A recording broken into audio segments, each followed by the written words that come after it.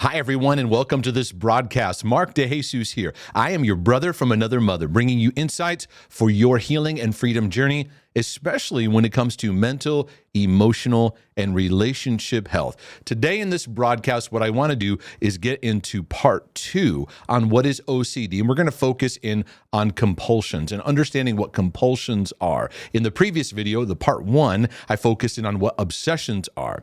Now we're going to look at compulsions, and we're going to see how they relate together and how they impact our mental health, our emotional sense of well-being, and even our relationships. If you haven't got a copy, be sure to get your copy of the OCD Healing Journey, which documents not only my journey, but my learning process and really getting to the heart of the obsessive-compulsive battleground. I know it'll be a blessing to your life and to your own process and journey.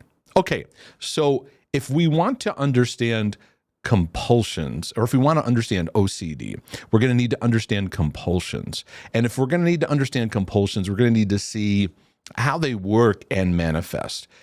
I'll start off by saying this. If you want to understand how OCD operates, OCD is really a world of compulsive living. It's really what the world of OCD is really about. It starts with an obsession, meaning a disturbing thought. And everybody has intrusive or disturbing thoughts that show up in their thinking. But where OCD comes into play is where compulsions begin to take over. Compulsions are really the manifestation of OCD. So this leads us to understand this word compulsion. It's an irresistible, a feeling of irresistible. I can't get away from this. And persistent urge or sense of impulse to do what? To alleviate. We got to neutralize, fix the disturbance that an obsession is bringing about. So the obsession starts to project a disturbance, and compulsion comes in to react to the disturbance. And these work together to create a cycle and to create a loop. The word, the history of the word compel, it speaks of a driving or an urging. You get this like driving urge that takes over, right? If we were to look at the word history of compulsion or the etymology, it could be, it would help us to understand coercion or application of force to someone, to a person overwhelming his preferences, right? If you struggle with this, you feel that like you're being constantly coerced, pushed, you're being driven to something. You feel a force behind you. You feel an overwhelming presence that's going against your preferences. You feel like you're under its control. Now, compulsion is different than impulse. So being compulsive versus impulsive. When you're impulsive, even though that word impulse was used in the definition of compulsive, I do need to contrast those two words. Because when you're impulsive, you're doing things without thinking. You're acting without thinking it through. Right? And many times you have friends or people, maybe yourself, you see people doing things without thinking it through. A compulsion involves doing something to alleviate the disturbance that you feel inside. In fact, impulsives do things without thinking. Compulsives are overthinkers. In fact, overthinking is one of their compulsions. They have an obsessive thing, and they overthink, and that actually becomes one of their compulsive behaviors in their head. So when you become compulsive, you develop a strong urge to follow it, to follow the obsession, to follow what it's saying, to track it down, to interrogate it. And you have this driving sense that something is not just right. And so we have to realize that compulsions will drive us to listen to the fear, the anxiety, the guilt, the conflict, the just right thinking. I got to do something about it. Now, when it comes to compulsions, we can have both overt or covert manifestations. Overt meaning there are things that you can observe or someone else could observe. They could see you doing this. Versus covert meaning it's kind of all in your head. It's all happening, but still compulsive nonetheless. Now, many of the overt examples are numerous, and I'm sure we could list out even more that are on this list. There are things like confessing to God, confessing to someone, apologizing, re-apologizing, checking, checking, checking, checking, checking, cleaning, washing could be another part of it. A cleanliness thing, or a washing, or an organizing thing, right? And then there's many others that are relational. And people in relationships could observe you're being compulsive. Maybe it's phone calls that you make out of a disturbance in the relationship, and you're checking and over apologizing or texting. Just because some people say, because I texted someone, that means I'm compulsive. No. It is an example of a compulsion. You can text out of a disturbance. And people who write to me will say, I've got a friend who's OCD, and they're always texting me about this and that. And I'm telling them, let it go. Well, they're under the influence of the compulsive urge. It could be researching. Researching is a very common compulsion because you have this disturbance. You got to go look it up. Am I this, or am I capable of this? Or you might Bible search or Google search, or you may look for a sermon on that topic. Reassurance seeking is a very common one. We look to someone to tell us that we're okay because OCDers don't feel at peace. They don't know how to rest in unconditional love. They lack nurture. They have a high sense of pressure within themselves, and they're very hard on themselves. And so they look to others to give them what they're longing for, to give them some sense of reassurance or peace. Praying can be a compulsion. Praying, Mark, can praying be a compulsion? It sure can be. I've witnessed countless people who've written to me, talked to me, asked for help, who their compulsion is praying, and they're pacing back and forth, repeating a certain prayer, or they have to pray it under their breath because they're embarrassed, but they got to make sure they get it out. And they have certain routines, and if they miss that prayer, then something catastrophic is going to happen. So yeah, prayer can be compulsive. So can fasting.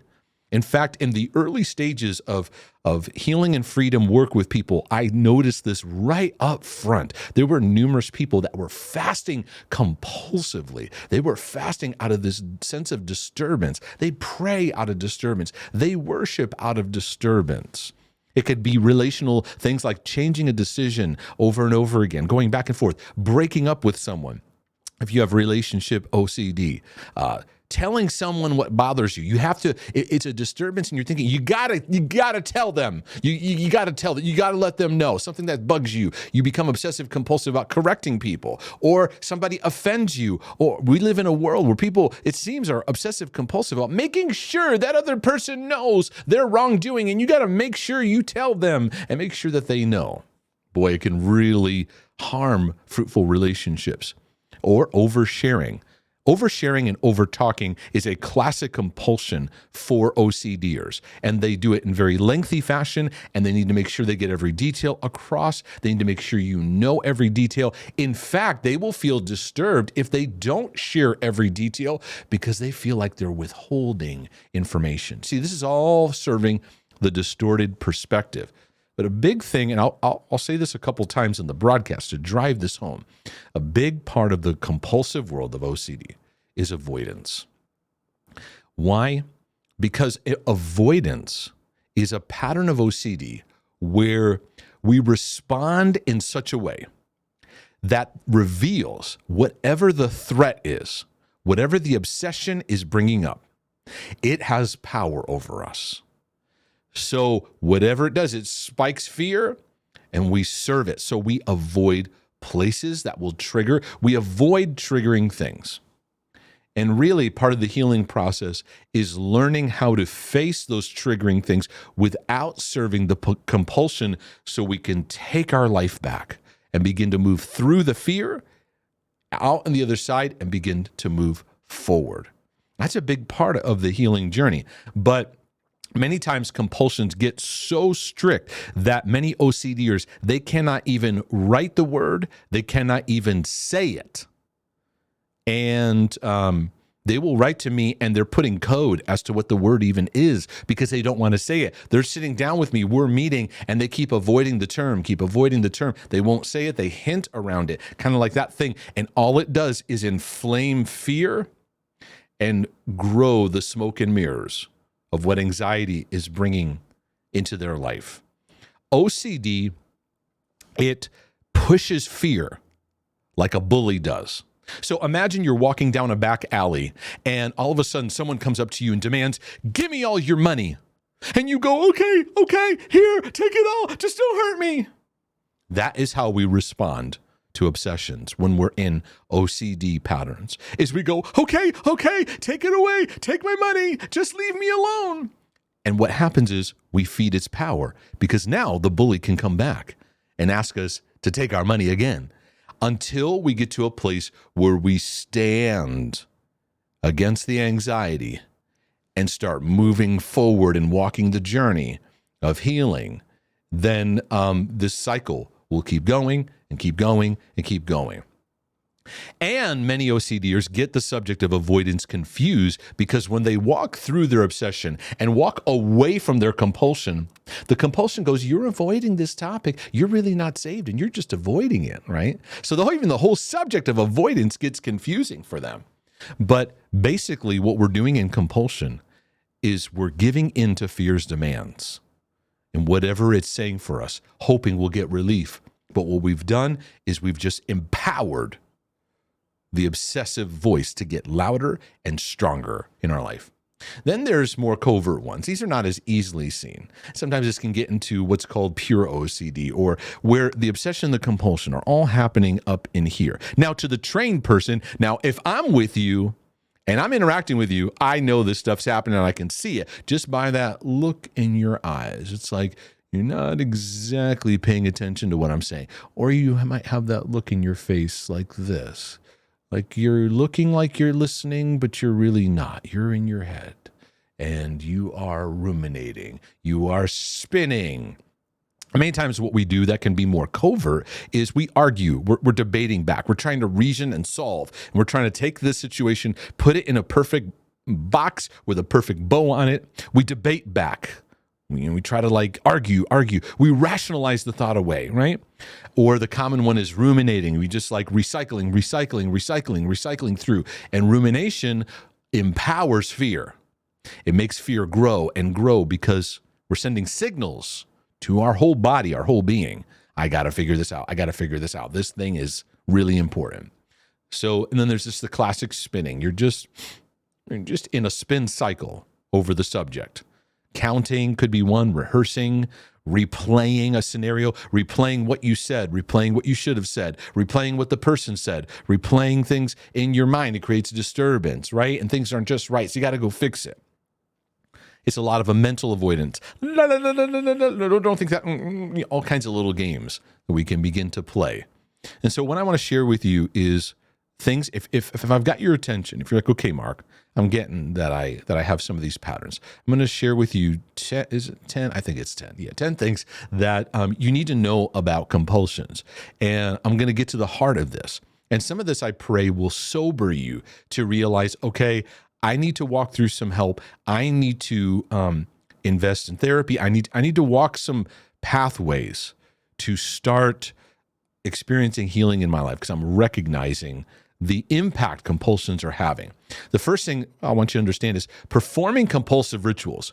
It may provide a temporary sense of relief. So if you feel this disturbance and you pray a prayer, you might go, I feel better. But when you're in obsessive compulsive, over time, the obsessions get more intense and louder. Following compulsions actually makes the obsessive thought grow bigger and have more influence the next time. Number 2, when compulsions are formed, they affirm you must remain on high alert towards the topic of obsession. This is something I've got to emphasize and bring home that we need to get. The deception of compulsions is they feel like a remedy at first, right? You have a momentary sense of, oh, okay, maybe I'm okay. What you do not realize is when you serve a compulsion, you create a reward pathway to now reinforce this obsessive compulsive cycle, which leads me to number 3. The compulsion validates the obsession. When we do the compulsion, what we say is, this is true and must be addressed. This obsession is reality. I must fix it. And so therefore, anytime it shows up again, I must fix it and address it then too. So you'll always be on high alert towards these things. And this is where obsessors defend their obsessions. Well, this is important. This is my salvation. Or this is the person I'm going to marry. I could get a disease, or I better keep this, or else I need to have integrity. There's all kinds of things that will cause the obsessive and the compulsive to defend. They will often use the yeah, but. That voice starts to come in. Yeah, but I must do this. Yeah, but I must pay attention to this. Yeah, but what if? The doubt and the fear begin to get magnified. And what we need to do is learn how to overcome fear and overcome the fear factor. That's why one of the early books and materials that I've covered in my ministry work is involved in the material I Will Not Fear, because one of the things I had to learn was how to effectively navigate through my fears and learn how to overcome and face fear in a more empowered way, because I didn't know how to. I didn't know how to at all. I just listened to whatever anxiety said, gave into its demands, not realizing that fear is a terrorist. And you shouldn't negotiate with a terrorist. But I was negotiating all the time, giving into its demands, hoping that I could just get my life back, when in fact I became more bound. So compulsions are going to convince you this is true. It must be addressed, and you must continue to address it. The next thing, number 4, is compulsions keep a person from being present in the moment and paying attention to what's in front of them. You become preoccupied. And you feel like it's center stage, or it's just right here, just always present, always looming. So it doesn't allow you to pay attention to the person in front of you, to pay attention to life, to look out, and to be really, God wants you to be able to have your eyes looking up and looking outward and being aware in a healthy way. Instead, number 5, compulsions fuel what I call the grand distraction. Is you are spinning out over here about whatever it is, your salvation or your thoughts or something you just spin about, or a disturbance in some relationship. And you are now distracted from what is actually really important. Now, many obsessors say, no, this is important. But OCD creates a distraction, a deception of distraction. It takes center stage. The subject wants to consume all your energy and consume all your attention. It's like the screaming child in the family that gets all the attention. Meanwhile, the other children in the home don't get the needed attention they need, because all attention is on what's screaming the loudest. So in your life, you start to become conditioned to only pay attention to the things that scream. And let me tell you something, there are a lot of voices that will scream and demand for your attention. And we as people of God need to learn to tune our frequencies to the truth that sets us free, to faith, hope, and love, to the fruit of the Spirit, because OCD has hijacked our attention and our focus. It creates a distraction, a grand distractions. And it says, no. You cannot move your eyes and your attention elsewhere. No. You must pay attention. Because if not, you're in trouble. If not, no, you cannot move forward until this is completely resolved just right. And it is a liar, a deceiving liar. So you're distracted from life. You're distracted from other people. So these compulsions, they become repetitive and burdensome to your life. Most people who struggle with obsessive-compulsive disorder, they don't usually see it as a problem until it interferes with day-to-day living, until this gets really, really bad. Many people, it takes a long time to even mention the struggle. We need to understand that compulsions, number 7, they will make you a slave, an absolute slave to fear, to guilt, to that perfectionistic, I need to get this issue resolved or I can't move forward. I got to get it just right. Now, what I'm going to share with you next is important for you to take in sobriety, not condemnation, to just realize, okay, this is stealing the fruitfulness of my life, is that compulsions will train you to become very self-focused and self-consumed. The driving force of OCD is about making you feel better, to alleviate the symptoms. It doesn't. Notice where it goes. It's not going into really enhancing relationship, because when we confess to someone or we're trying to overtalk something, it's not really to help the other person. It's to make us feel better. You see how it disconnects us from love? Because love is about me receiving who God is, seeing that in myself, and giving that out to you. Love is a flow. OCD blocks up the flow and makes us instead in a feedback loop within ourselves. You ever hear a microphone feedback? That wing sound? Well, basically, what is taking place is the microphone is now actually picking up too much of what it is sending to the speaker is now coming back to the microphone, and it creates this loop by which then those frequencies start to ring.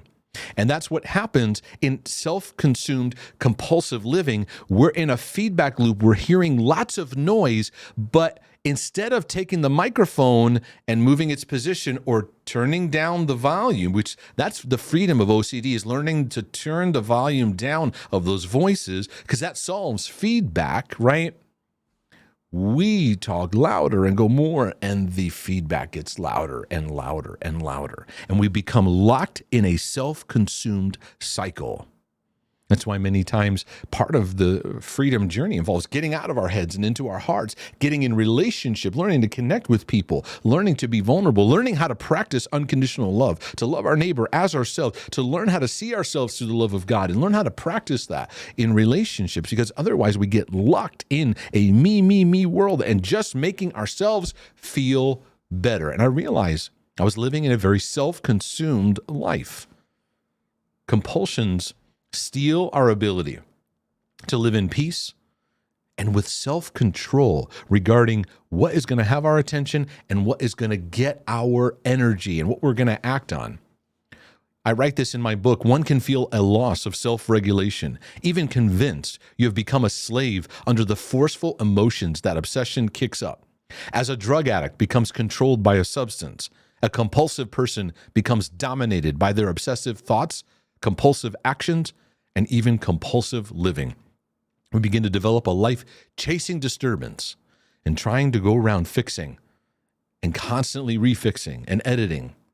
Healthy people, they certainly have their rituals and routines. That's normal, such as you might check if the stove is off before leaving, or just making sure the doors are locked before you leave, or cleansing or washing or organizing. The difference is that compulsives perform their ritual based on intense disturbance that pulls at them. Even though doing so interferes with daily life and they find the repetition distressing, it gets in the way of fruitful living. And if they don't serve the obsession, they have a disturbance that increases. Compulsives, and we could add to the list, you're fixing your thoughts, you're editing what you say, redoing what you say, apologizing, repenting, asking for forgiveness, repeating the sinner's prayer, asking someone to tell them that you're okay. There's no end to the list of emotional calisthenics that you'll go through, you'll practice to try to make yourself feel better about your thoughts. The truth is, anything can be a compulsion. And I close with this. The biggest thing that compulsions bring is a life pattern. It brings to your life a pattern of avoidance. By going through the action or the loop, and you're chasing what obsession is saying, trying to make yourself feel better, what you end up doing is obeying the fear and doing what it says. Remember, fear is a bully. Fear is a terrorist. And when you do what it says, you're not getting freedom. You are bound to what it's going to say next time. You become imprisoned. And many people say, I don't know how to see my life apart from doing this stuff. I don't even know that I can see freedom. Obsessives often say that.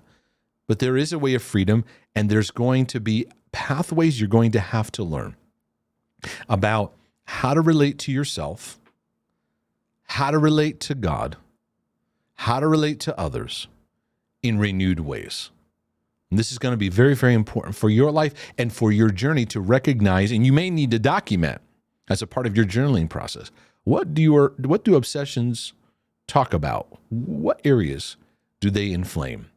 And what do you do as a compulsion to try to make yourself feel better, to become aware Because at some point, we're going to have to learn to face the fear and the guilt without doing the compulsion, and learn what it means to be renewed in God's unconditional love for us, his kindness, his patience, and learn to experience the grace of Jesus Christ, what he did for us, and learning to realize freedom is not found in trying to alleviate and fix all these things that we spin about.